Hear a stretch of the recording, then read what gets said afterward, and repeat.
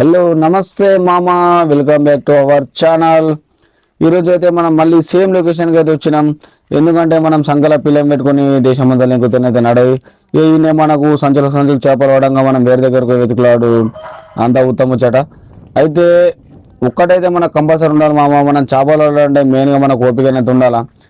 ఎందుకనంటే మనము ఉరుక్కుంటా పోయి పాలు దానికంటే నిల్చుని నీళ్ళు అయితే పోపని మా అన్న ఎప్పుడు అంటాడు. ఇగో నేను మా అన్న పెద్ద అన్న మళ్ళీ నలుగురు టీం అయితే వచ్చినాం. ఇక అందరూ మనకి కెమెరా కూడా కనబడతలేదు, కానీ లొకేషన్ పోయినాకనైతే మనకు అందరు కనబడతారు. చూసిరుగా మనం ఎప్పుడు పోవాలంటే రాళ్ళు రప్పల లెక్కించి నడుచుకుంటూ పోవాలా. ఇక అప్పుడప్పుడు లెక్కించి ఇక నీళ్ళు గట్టల పాములు అవి కూడా వెళ్తూ ఉంటాయి. ఇక మనకు అవి చూసి అవి అలవాటు అయిపోయింది. ఇక అంటారు కదా, మనం వేపాకుండా రోజు ఇంటే తీయగత అన్నట్టు రోజు మనం పులిని చూసినా కానీ అది మనకు జింక పిల్ల లెక్కన కొడుతుంది.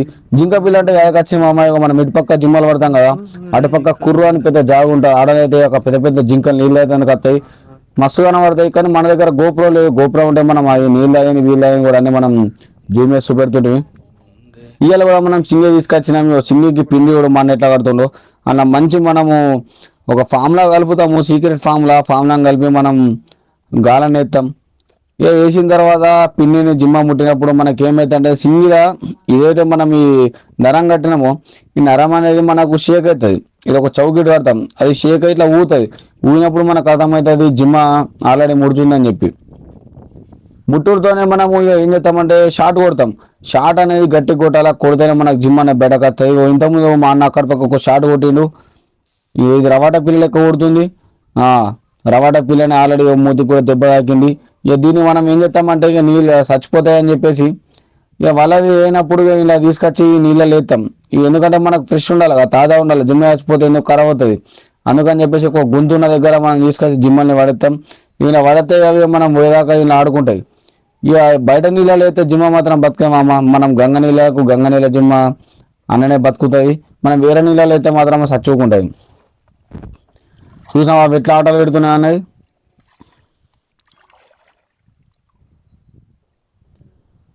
సింగిల్ కాక ఇంకా బరిగి కూడా మనం పట్టుకొచ్చినాం.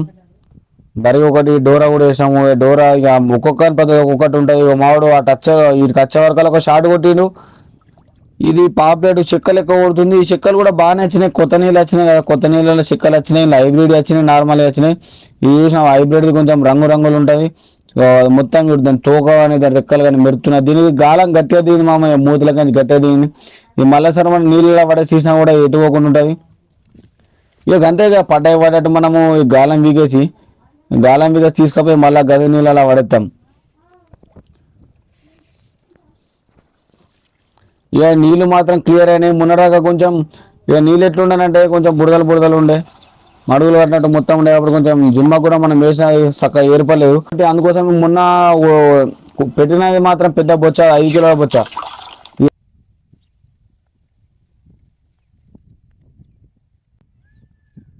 జిమ్మ కొట్టినప్పుడు చూసిరా కట్టెని ఎగిరిపోతుంది. మనకైనా పెద్ద జిమ్మ కొడితే మాత్రం సీదా కట్టెని అది గుంజుకనే పోతుంది.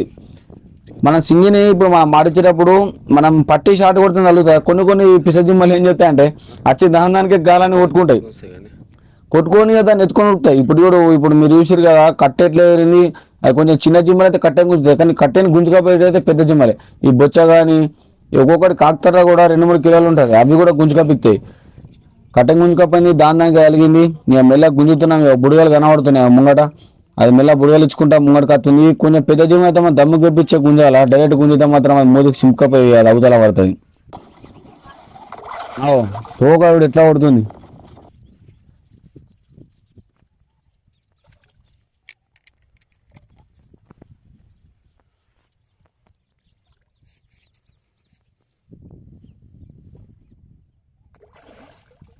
కాకుతార వచ్చింది.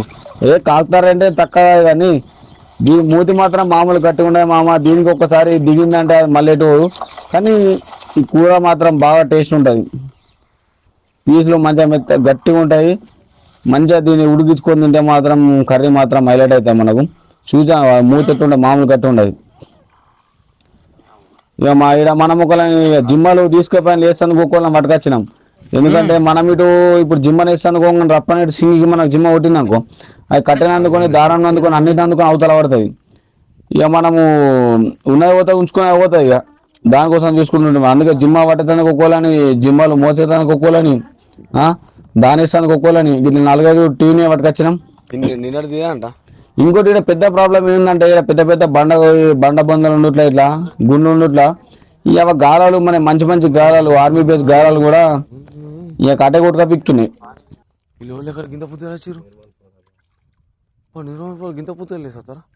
అవి తట్టుకుంటే ఇక గుంజంగా నరేంద్ర అయిపోతే వెళ్తలేవు. అందుకోసమే మనం ఒక గజితాన్ని కూడా పట్టుకొచ్చినాం.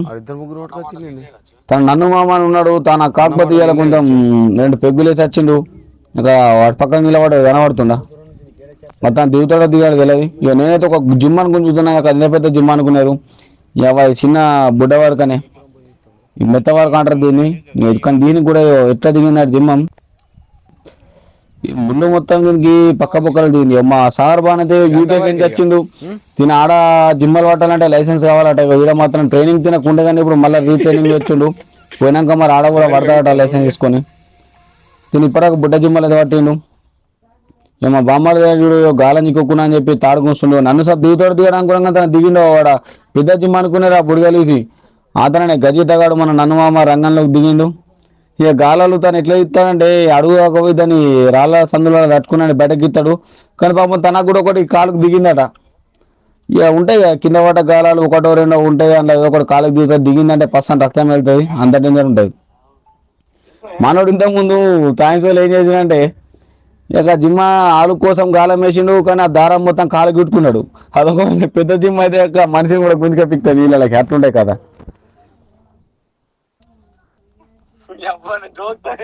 అవ్వ పెద్ద మన బొచ్చ కొట్టినట్టు అనిపిస్తుంది. కట్టె ఎగిరిపోయింది. నేను చెప్పాను కట్టె ఎగిరిపోతా అని చెప్పి, కట్టె ఎగిరిపోయింది. దారాన్ని కూడా ఎట్లా గుంచుతుందో, సౌండ్ ఎట్లా వస్తాయి చూడండి.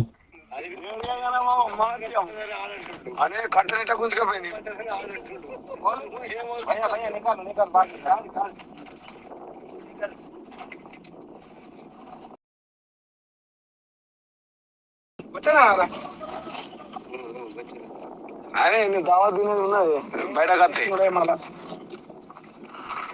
నిమిషాల బయట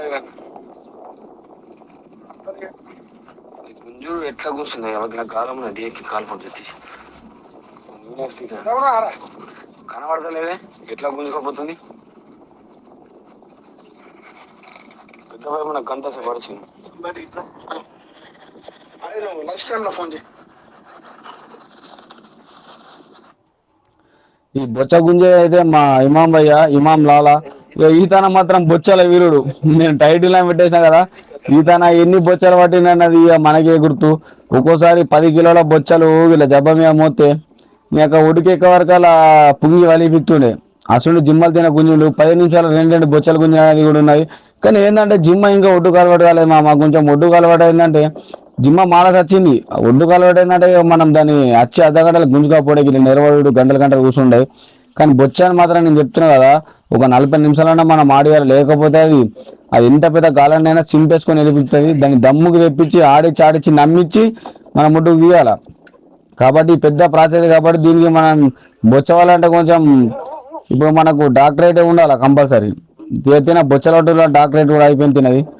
ఇవుడిగా ఎంత తెలివిగా గుంజుతాడు బయటకు అన్నది ఈ ముఖమే సూచన అర్థమవుతుంది. మనిషికి ఎదురు ఉంటే కూడా కనబడ్డది బొచ్చనే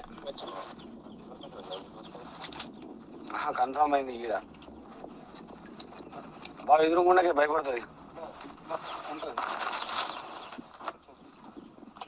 ఇక ఒడ్డు దాకానే తెచ్చేసింది. ఆల్రెడీ కనబడుతుంది. దాని బాడీ మాత్రం మామూలు పెద్ద ఉండదు. ఇక బొచ్చ అంటే బొచ్చనే. అవి సట్కా అంటే సట్టుకుంటాయి ఇవి.